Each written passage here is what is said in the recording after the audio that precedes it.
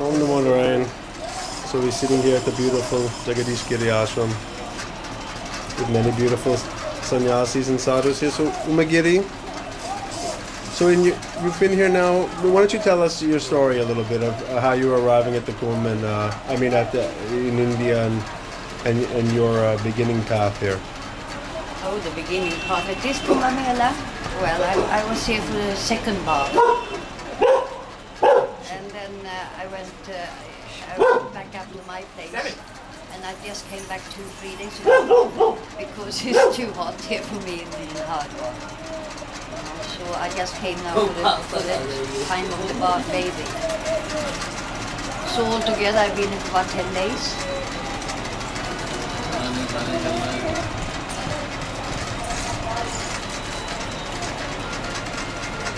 And I came here from my place. My place is up in the Kumaon. It's about a 12-hour bus journey from here.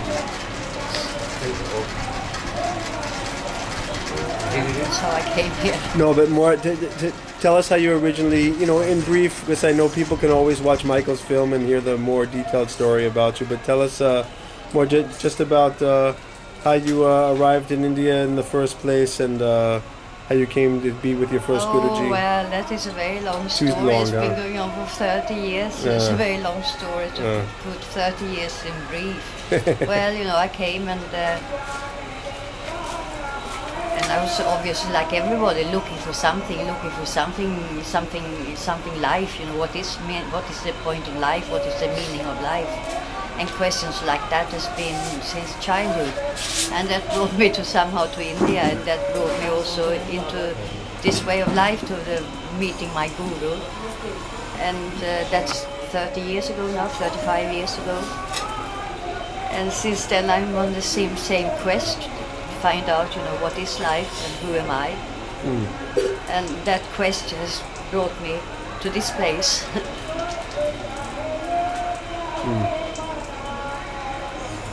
And tell us, you said 30 years in India now? Yes, 30 years.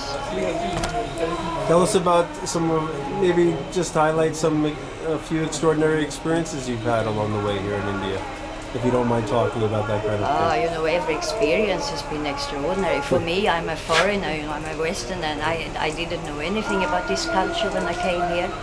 There's something to my teachers or my gurus that I've had along the line. They tell me that why I'm here and what I'm experiencing is because of previous lifetimes that has taken me to this point of life. Because for me it is of course very unusual, or if I think back on my life before I'm sitting here, how I was born and where I was born and how I was brought up, and finding myself in this lifestyle, in this way of life. So that is of course for me a kind of a wonder, and I'm extremely grateful for it, because it has made me discover that there is more to life than we think that there is, really. What we see with our two eyes and what we experience in this world is just a little fraction. I think they say that in the Vedas that it is a fourth of what life is the manifested of the world. And to come into this life, I'm also experiencing, learning, understanding that there is much more to life than just the manifested part of life. So it's all very, very exciting, it's a very fine journey, very wonderful journey. And it's a wonderful journey into the core of life, into what is life, what is you, who am I, what is this being, to find the core of the being, and to be with these people, and to be it's a very fine help and a very fine guide. So I'm very, very grateful. Nice.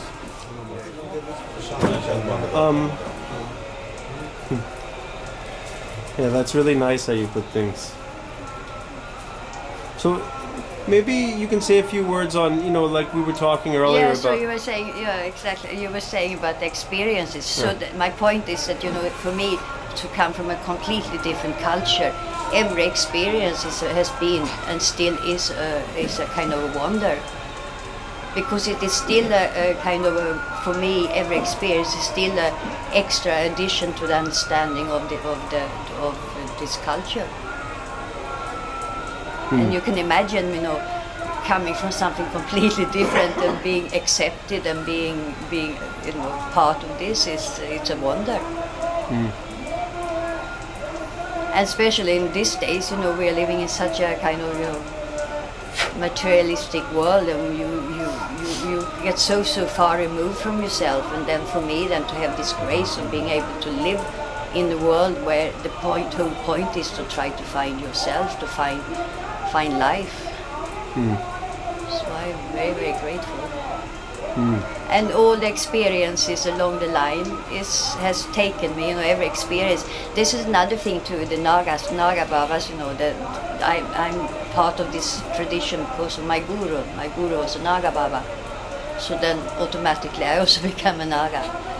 But there's a saying, that there's the Nagas and then there's the Swamis. The Swamis are more the kind of intellectual, the more learned Babas, they're the Swamis.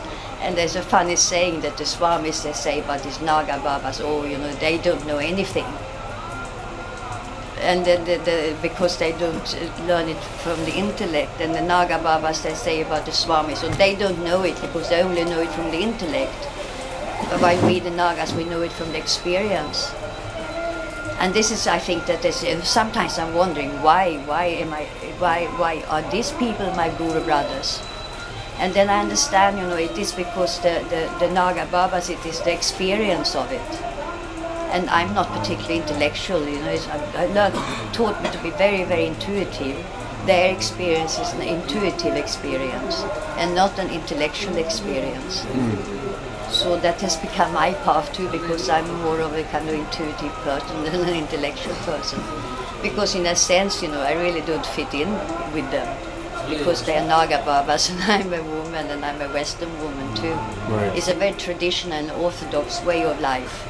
So I had to adopt very, very, very strongly to their ways in order to be part of them and in order not to disturb. And also it's not really an order for women. It's like, in the Roman times there was this places called gymnasiums where those days the young men were sent to get mentally and physically fit. And this is in a way what Akharas are, young men, they come there to be mentally and physically fit. And I mean, so it's not really the place for me.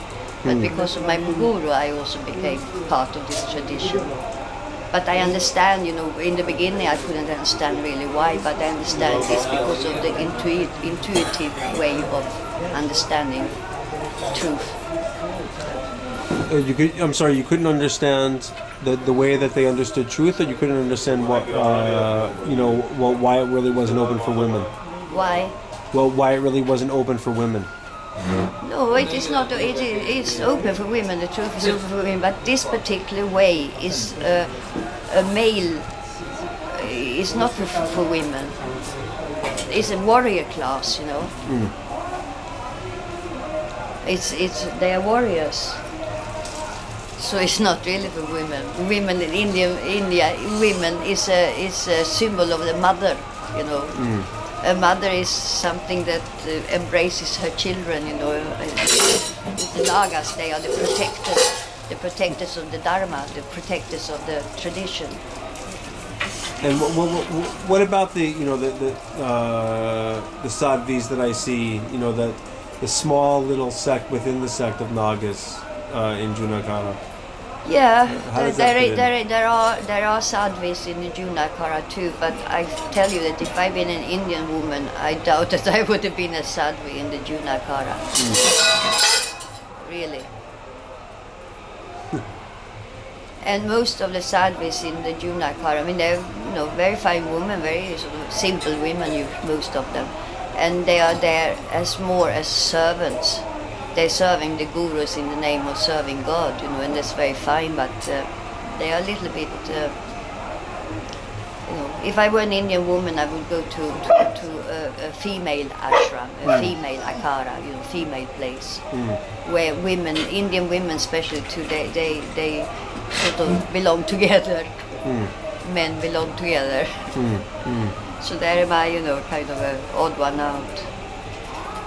And tell us, we were talking earlier about, I was saying about how some of my preconceptions about India from things I had read before coming over here really didn't hold water when I came here. Maybe you can speak a few words of advice or a few thoughts about for Westerners coming over here for the first time or something.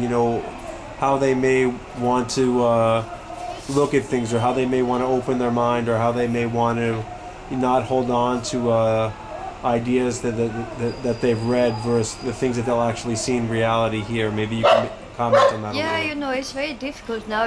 This is now 35 years since I came here first, since I first was introduced to this way of life. India and the world in general was very, very different 35 years ago. And now, if I had come now, been young now, I doubt that I would have been able to get into this world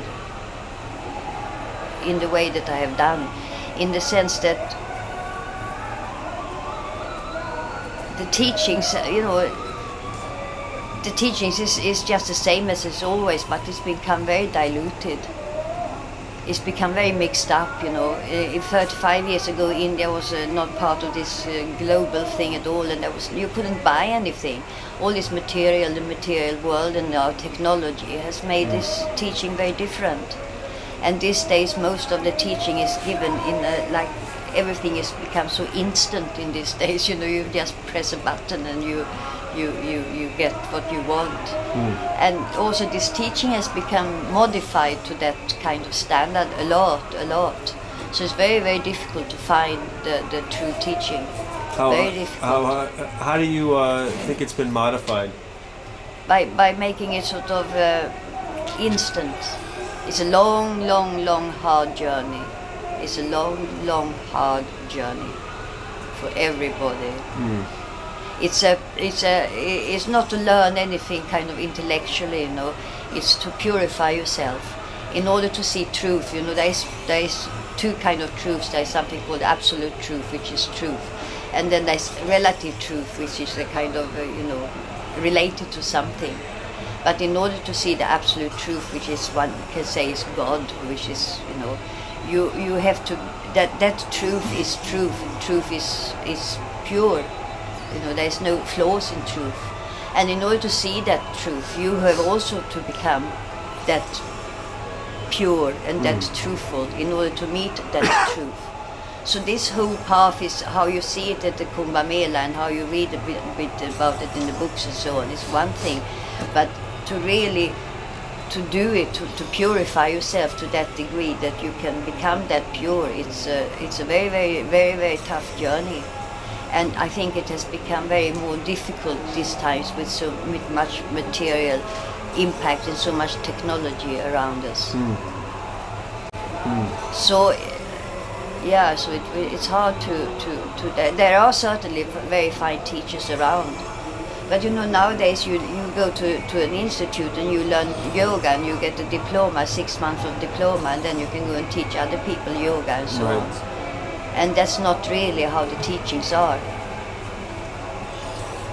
It's something that it's to really the teachings is really to get to the depths of your soul. It's not something that come very quickly. It's layers and layers and layers of things that have to be resolved.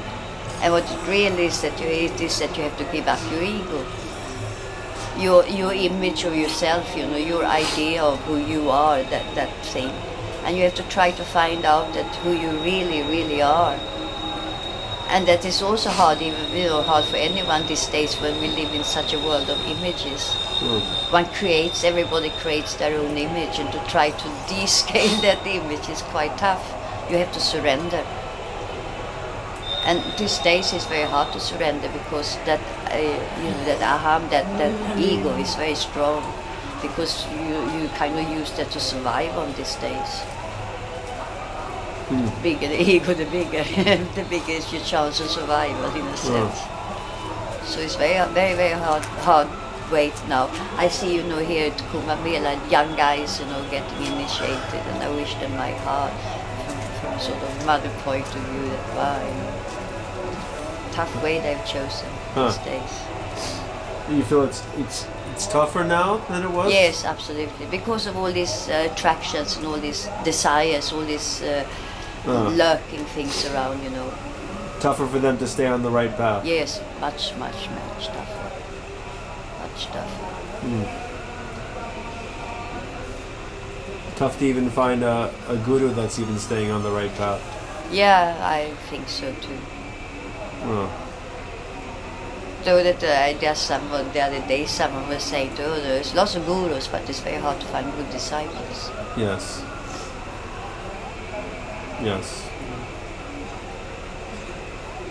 And tell us how you happened to meet your guru. Well, you know, Your guru. Yeah, turn on the fan, maybe. Yeah. It's like, well, first it sort of started, I guess, with personal history, you know, two lovely children and a divorce and the children going this way and then me standing there, what to do. So I came to India and sort of subconsciously looking for something to substitute my children, I guess. And so I just set out and I traveled a lot and went around India, all around India. And then I finally came up to this town in the mountains here, Bageshwar. And there I met my guru. And it was a kind of an instant recognition somehow. It's like I'd known him before. And he must have felt like the same because it was very kind and very compassionate of him to pick me up, so to say. Because as I said before, you know, this kind of Naga realm is not really for Western women. Not at all. So I felt from the very beginning also very honored that I could stay there and pick, you know, that he accepted me and that I could stay there with him. So I really tried from the very, very beginning to be a very good disciple. Very good disciple. In order to show honor to him. And I still do that in a way, you know. He's still, you know, he passed away 15 years ago. So for 15 years I've been sort of, you know, coping on myself. But he's still very much with me, and most actions I do, the awareness of him is always there in order for me to act in a truthful way. And you haven't found anyone else since you Yes, I have found many who are equally. Maharaj here. I feel very, very, very, very, very blessed that I found Maharaj here. He's amazing, very, very fine, very, very fine. I feel really, really blessed. And I also find this, now they're all eating, all my new Guru brothers, you know. I feel that this family here, it is not my family, not my Akhara family, this one. But I feel that I've been adopted into this family. And I've looked very much to Guruji here as my Guru. And along the line, I've also met other people, other men or other gurus that have helped me along the line. Ever know any women gurus that you've encountered? No. I have in one sense, I have a German friend living here in Hardwar. German, she's a sannyasi too, like me, my age too, and we've been sannyasis for about the same amount of time. She lives here nearby. She has an ashram here. Yes. Yes. And in a sense, so we are Guru sisters. But also I will say that she's like my elder sister. And you felt very strongly about staying in this particular, you know, Akhara in this particular way. There's never ever been a question of choice. It's just been a question of gratitude that I'm here. Never, not a moment of choice, not a moment of hesitation. It feels very much for me too, you know. Sometimes I'm also wondering how it come all this to me in my life. Thinking of where and how I was born and brought up. But you know, so there's only gratitude I can feel. Yeah, it seems, you know, it seems in some parts of India, like maybe like in Bengal and in the east and somewhat in the south, that there are some more traditions of female gurus. You know. Yeah, but you see, the symbol of Indian woman is motherhood, is amma. Huh? That is what an Indian woman guru is. She's amma, she's mother. She's not these are yogis, these are male gurus. These are very strong Shiva vibe. Amma sits in the heart, you know. That's where the women's gurus are. And there are some very fine women in India too. But they don't sort of publicize themselves really. But it's in the sense that every village has the elder lady in the village is the amma of the village, is the wise woman of the village. So that is how women are taken care of. You know, women learn. Women has a very different role here in India than they have in the West. You know, they are mothers, and the teaching for a mother is to be a good mother. Interesting. So, and tell us about, you said you've met many extraordinary beings along the way, so maybe, tell us a few jewels of your experience, or a few extraordinary stories that maybe you could share that... Well, it's very difficult to talk about those stories, like the same we were talking about here, about this Kumbh Mela, how to try to retell this to anybody. This experience of being here amongst all these people, in this kind of, how to retell it. And it's the same with this kind of experiences, that you can't really retell them, because once you retell them, then they become just a memory. Those kind of experiences of really have a meeting point with some of these remarkable people that I have had, is such an instant happening that you can't really... if I try to retell them, it wouldn't be the same potency. That's okay, but maybe... So it's very difficult. Well, I know everyone seems shy, but I have to say, when they do... I can say, well, I met this one, and he said so, and he did so, and that was remarkable. But it's not that. It's the meeting point. It's the understanding of what consciousness is. What the meeting point is something that you can't really talk about, because it is beyond the talking point. As long as you talk about the talking point, you talk about you and me, but that deep meeting point is the meeting point of oneness. When you see in a person that in fact we are all one, you see the sameness of that person. That is the remarkable experience of meeting a saint, so to say. So what he did, or what he said, or what the situation was, so many crazy situations, my God. India is filled with adventures for anyone. But it's that, the sacred meeting point with a saint is that understanding of oneness, and in that understanding of oneness, you understand that kind of... You feel it in a kind of, you could call it love, but you feel it in a kind of warmth, in a feeling that, wow, there is some understanding of that we are all the same, that we are all one, somehow. It's very difficult to explain, very difficult to explain.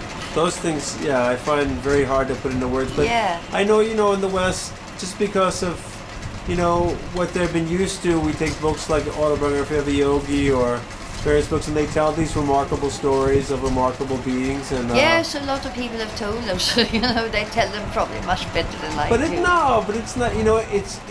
It's inspirational to hear such things. It doesn't. But again, those wonderful meetings for me would have no substance for any other person really than myself.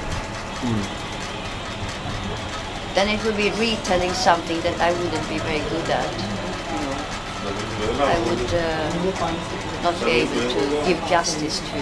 Yeah, well, how could we ever give justice to such things? Yeah, we can only try. We can only try to give a little insight, a little. Yeah, well, also what this time has taught me is to be humble. you know. And I feel that has helped me a lot, really, really a lot to be that. But it is also, then you can't really, what could I say? Your phone has been ringing from evening. No, I lost the track. What? Your phone has been ringing from the evening. So why haven't you told me? I'm telling you now because I heard it again. Oh, there must be, okay. Yeah, well, anyhow, I lost the track, I think. Oh, we were talking about, how it's difficult to for you to talk about some of these remarkable moments with remarkable beings that you've met. Yeah, again, there's experience of it. And you were saying how being humble is really that's really been a main teaching for you, and how it's helped you greatly to stay in that kind of a bhava. Yeah, that has been very important, to be humble, really important. Because finally what it all comes down to is that you have to break down your ego. You have to surrender. And that's the toughness, that's what you don't learn in a diploma course in 6 weeks. And this is what much of the teaching has come down to. You were saying earlier how, when you met your Guruji, you didn't speak a word of Hindi and he didn't speak a word of English, and no. And how actually, I mean, again, this comes up for the Westerners. They don't understand all this in this Shaivite way of life, all this, smoking and this and that, and how you were explaining how I think that maybe we'll understand it more if I'm thinking about how the Native Americans smoke the peace pipes. It's a ritual. This smoking, nowadays Kumbh Mela and everybody smokes because they're passing their time that way. But most of them don't smoke this much in their places, and they smoke it as a ritual. Because they also say it's like the Shiva's food. It's like a prasad of Shiva.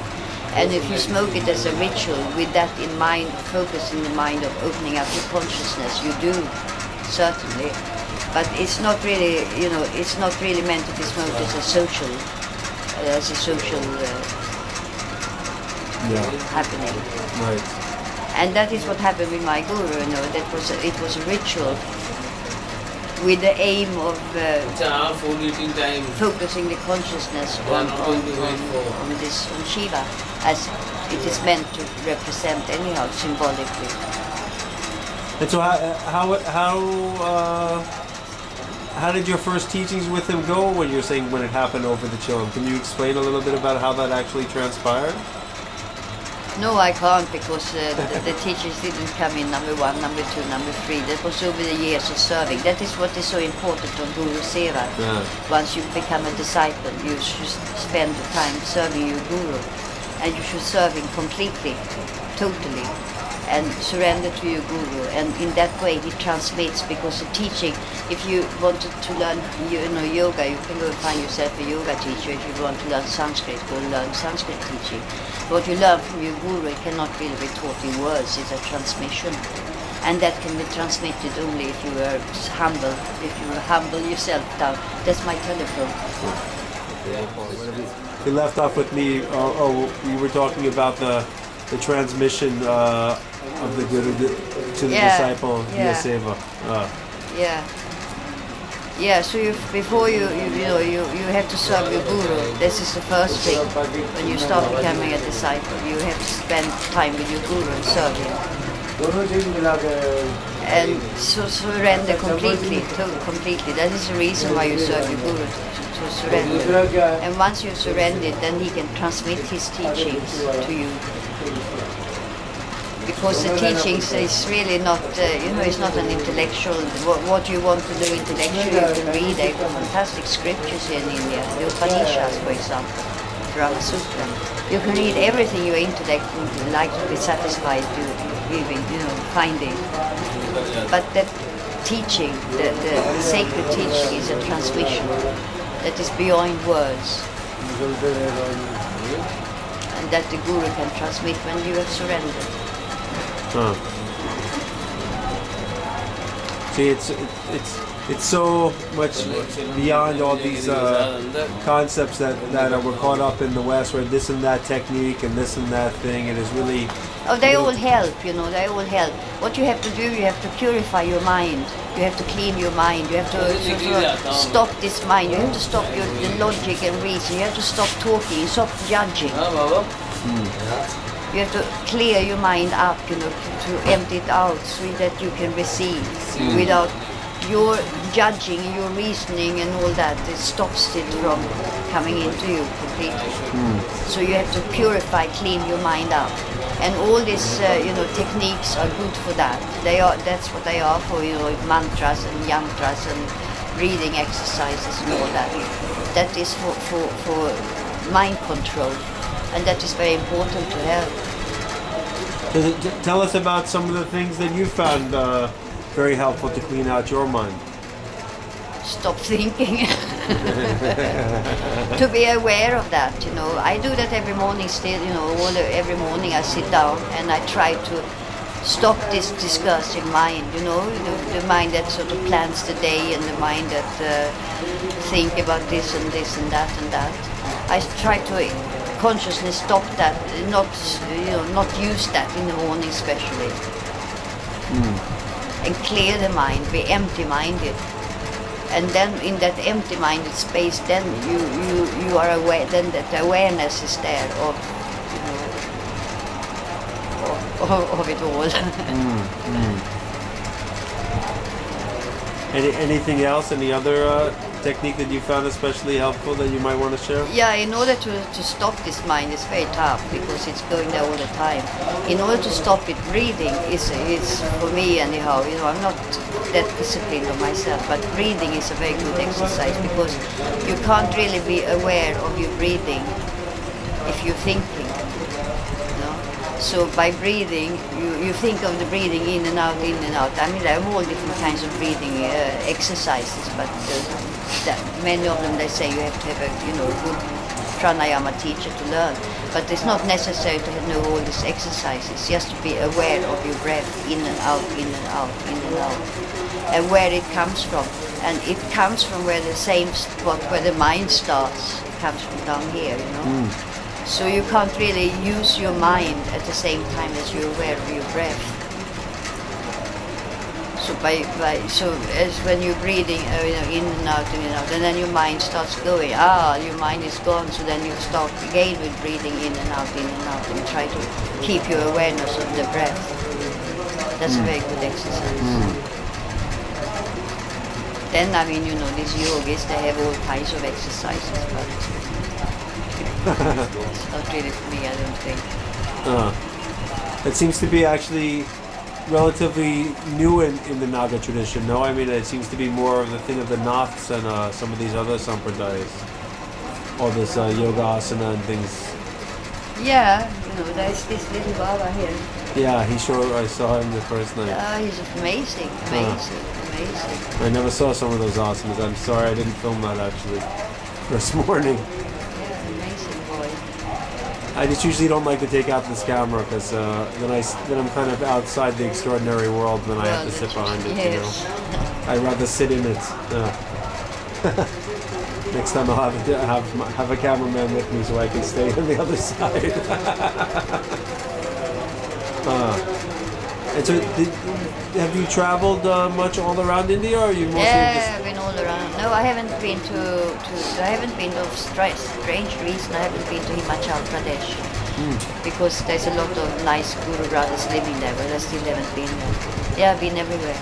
I also went to Nagaland 2 years ago to Nagaland, which was a very unusual experience.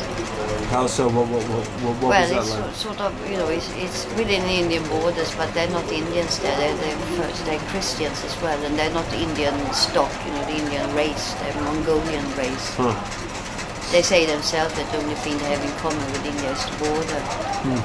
But it's a very beautiful country,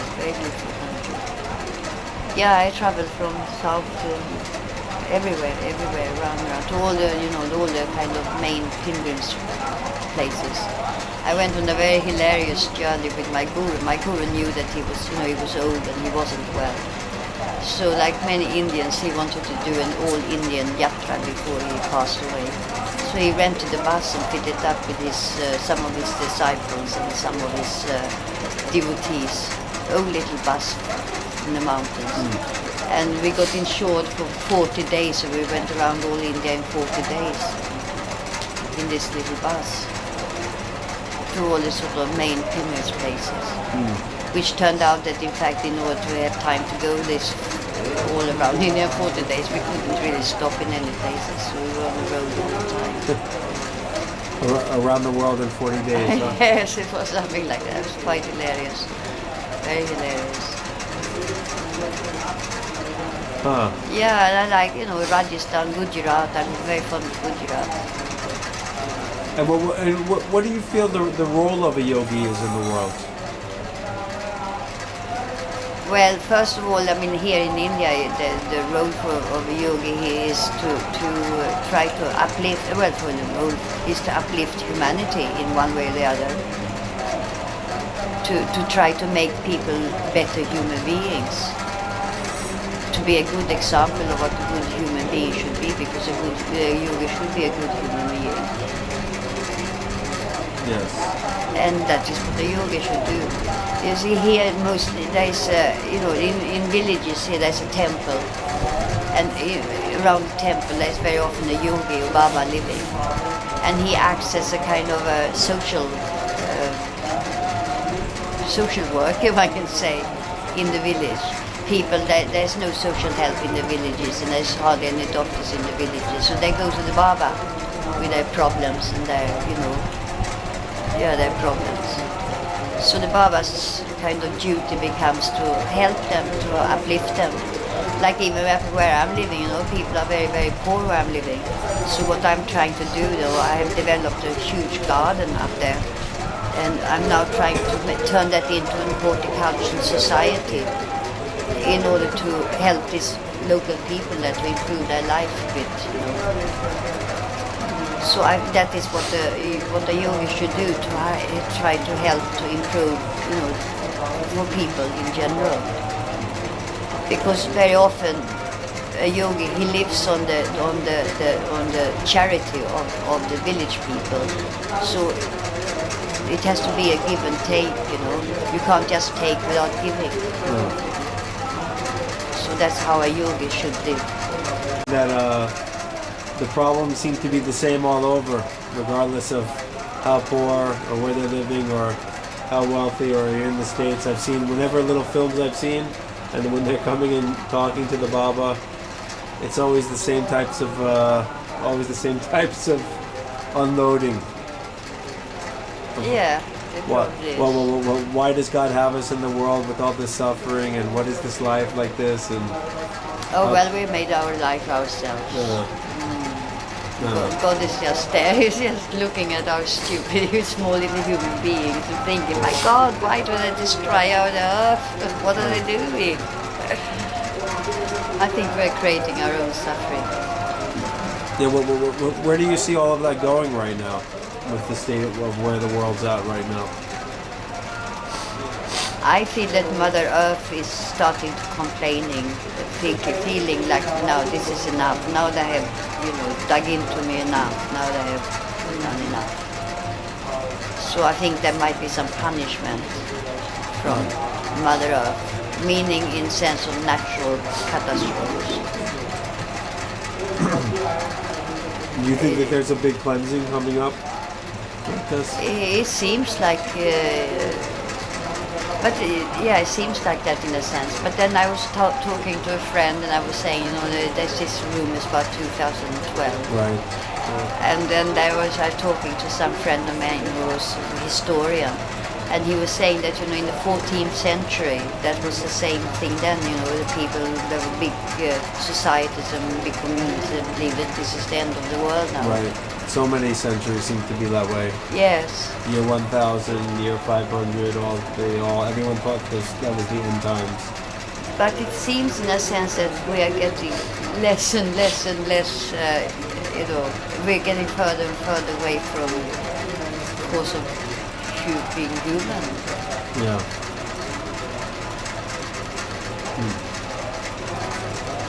I mean, it's very fantastic, all these computers and all these cameras and all this and all that.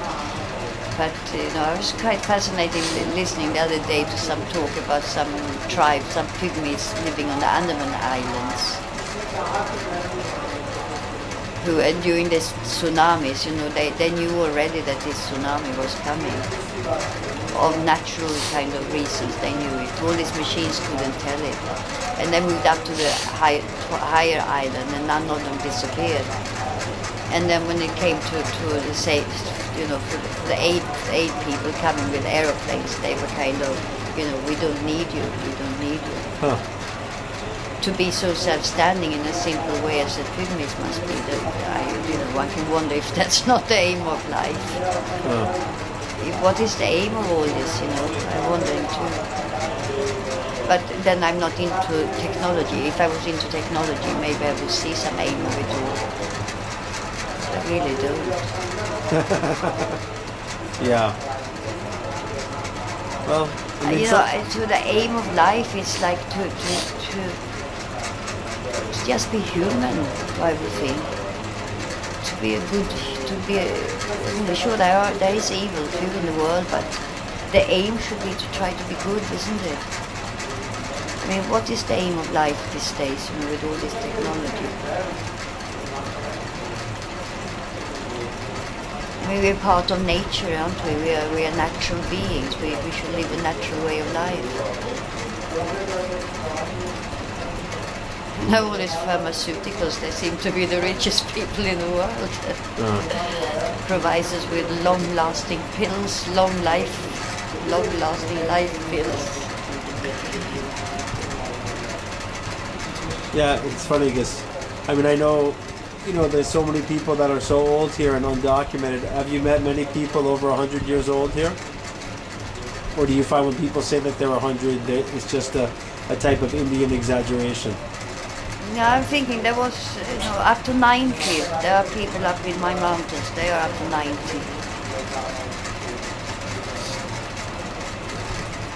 But even there, these old generations, they lived a very healthy way of life, So I think they could survive it because they were healthy.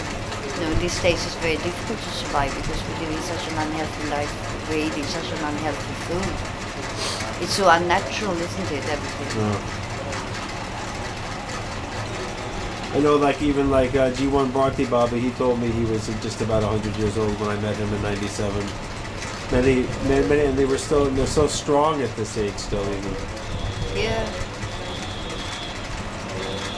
But then I know sometimes, with numbers, people, in India, they sometimes people just, I don't know what to call it, exaggerate, but they just kind of throw out these terms as just a general thing because they don't really keep track anymore of how old they are. Any thoughts on that, just out of curiosity? No, I really don't think so much about long life. No, I don't see the point of long life. I know that this is not our only life. So sometimes, even now, sometimes I feel looking out in the world, I'm a bit sort of, this is enough. I'm quite looking forward to see what's next time around. But then you have to start all over from scratch again, huh? No, I don't think so. Well, no, I don't think so. I think they say anyhow that you take off from where you left. And then, do you think that there's some people here that are hundreds of years old still living? I don't know. I really don't know. I have no idea. I never think of that, of age or such.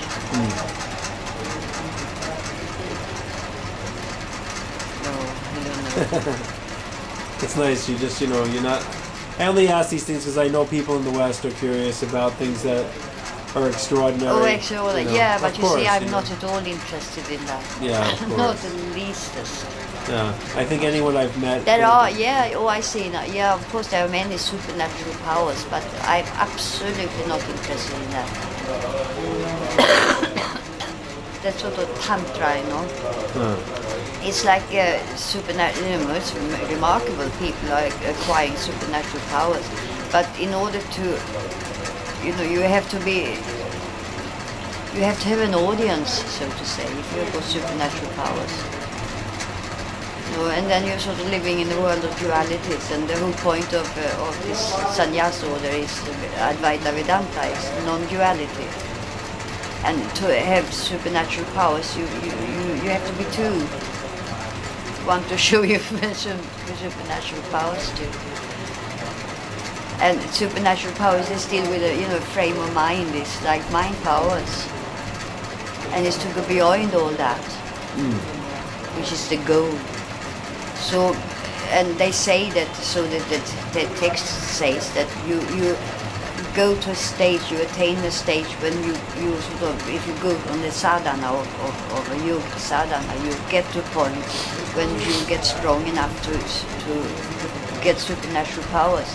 And some stop there, but that's not the stopping point. The point is to pass through that and go to the blissful powers rather than the supernatural powers.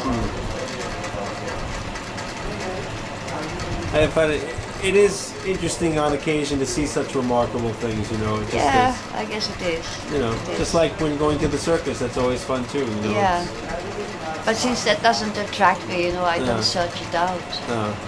What attracts me is this kind of, as I was telling you before, this meeting points, which is really in silence with the saint, where you meet not in any sort of form of ego, supernatural powers or any hypnosis or anything. You meet in consciousness, you meet in being, in truth. You meet in the moment of just being. And that to me is supernatural powers. And there's no words necessary, there's no language. There's no word. There's no word. I experienced something like that, so many times, even just walking anywhere and having another person or another Mahatma or anyone, looking at me in the eye, and this kind of little twinkle, this little smile, this little twinkle comes up, and this little moment of, acknowledgement of some way, whether there's an Om Namo Narayan said or not, it's just a really magical little space. Do you know Ramana Maharshi's writings? Yes. Yeah, that is a very, very fine guide for me. Every day I think I read something of his. Either something that he has translated or something that he has written or some talk of his or something. It gives me a lot of support, a lot of inspiration. I think for a lot of people. For a lot of people.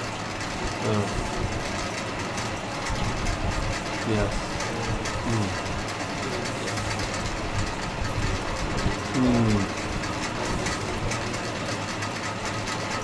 And so, and I know this is a silly question, but and the journey from here goes where?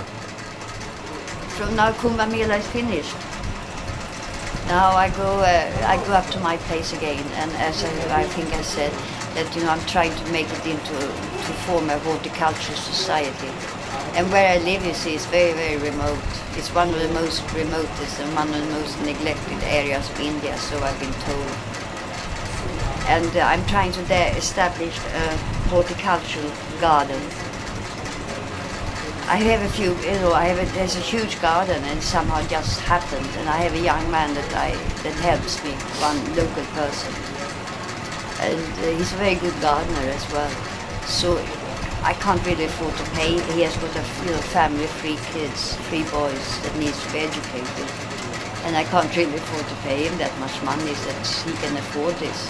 So I'm trying to make this into a garden, to horticulture garden, so that he can grow things that could give him an income. And what we're trying to grow is medicinal herbs. There's a huge problem, not only where I'm living, but in most parts of India, is monkeys, They eat everything. Everything. So, but they don't eat herbs. They don't eat herbs, and herbs grows well where I'm staying. So I'm trying to do this, but it's a little bit complicated because I'm a Westerner, and it's very remote up there where I'm living. So if there are people that want to help you, how can they help you? first now I have to try to get I have a little plan going. What I'm going to do after I leave here, as we were talking about that, is to go out up there and deal with this little plan that I have. I have to get it registered with some functioning organization that needs. These people up there, they're very simple, they can grow things, so we can supply. There are many places here in Uttaranchal that produce soaps and shampoo and whatever, and Ayurvedic tablets and Ayurvedic this and Ayurvedic that, and they all need supplies of herbs, of Ayurvedic herbs. And that thing can be grown. I mean, at the moment there's hundreds of plants of aloe vera, aloe vera. Hundreds of plants of aloe vera growing there, just like that they just grow by itself. And I have lots of flowers too, and lots of very big gardens, so I'm going to turn that into a horticultural garden. This is what I'm doing after I leave here. Well, you maybe, if you're not ready, you can just keep in touch and let me know. So if there's people that see this that want to possibly help you. So what I've done, you see, because monkeys is a big problem. So what I have done, I had to go back to Europe 1 month in the winter. So while I was there, I raised some money. So now I got enough money to buy 3 greenhouses. It is for free. There's 3 people who are going to get involved in this gardening thing, and 1 greenhouse for each of these 3 people, so that something can be grown that the monkeys don't eat. So this is the first thing, first getting these greenhouses, which shows that there is a gardening project going, and then get contact with a few places. There is one in Almora, outside Almora. He's an American person. He runs a herbal he has a factory where they make herb teas and soaps and cosmetics and all kinds of things like that. And he's all the time looking for produce to use for his things. So now on my way up, because I pass by Almora on my way up, I'm going to stop off in Almora and I'm going to see him and try to ask him what he needs. We can supply what he needs to grow. And slowly in that way, these people in my village can take over this garden that I'm trying to establish for them. So it's, I've had this young man helping me for many years now. And it's a very nice garden we have been able to get together, but it's nice if it also have a purpose, special for him, to produce something. I mean, he comes every day and we water and we weed and like that, and it's very lovely and people think it's very beautiful, and all the people that come to the temple nick all the flowers and I get cross and like that. But that's all, but if he really can give an income to a few of the local people there, then it will be very fine. And it's quite exciting, it also gives me a purpose to be there and to do something for these people. Well, it's nice. It's nice. And it's very nice. You see, 10 years I've been up there now, and it looks, when I came up there, I don't know how this garden has come about because I'm not a gardener, but it's amazing. It's filled with flowers, filled with dahlias and chrysanthemums, and at the moment it's filled with roses and red roses and margaritas, white margaritas and red lilies. It's beautiful. And now soon orange lilies are coming up, and then chrysanthemums are coming, and then endless dahlias is coming, passion fruit and orange trees and banana trees, and it's very beautiful. Almost grace. Yeah. So it's just happened because, as I say, I'm not a gardener, and it's just happened. Every day I open the door, I can't believe that it's there. It's very lovely. So since this has happened, there's nothing like it up in these areas. It is very primitive up there, very remote. And nothing like this has happened in these areas. So now, of course, before when I got there, what is this Videsi Mai going to do there, this foreign woman, what is she going to do up here? Why is she coming here? Is she a CIA agent maybe because she's left something over there, she's got everything in her country, she's coming here where there's nothing. So there was lots of kind of suspicion against me in the beginning. And now they treat me like a queen because I made such a beautiful garden. Yeah. Well, I haven't made, but a beautiful garden has just appeared. Yeah. Nice. Yeah, it's very nice. So in closing, maybe you can give your special blessing to myself, my family, and all that will be able to view this video at any time. If you could please give us your blessings. Yeah, and you are all very, very welcome to experience my beautiful garden. Very, very welcome. It's wonderful. It's really very, very nice. You know, it's really in the interior of the Himalayas. Clean water and fresh air. And then these villages. I got some very nice yogi friends living up in the mountains. You know, you can, a few hours walking, trekking here and trekking there. And it's beautiful. The springtime and autumn time is best. Winter is a bit cold, and summer is, it's rainy. But spring and autumn is, you're all very, very welcome to visit. That's very sweet of you. Okay, Mamaji, thank you so much. Thank you.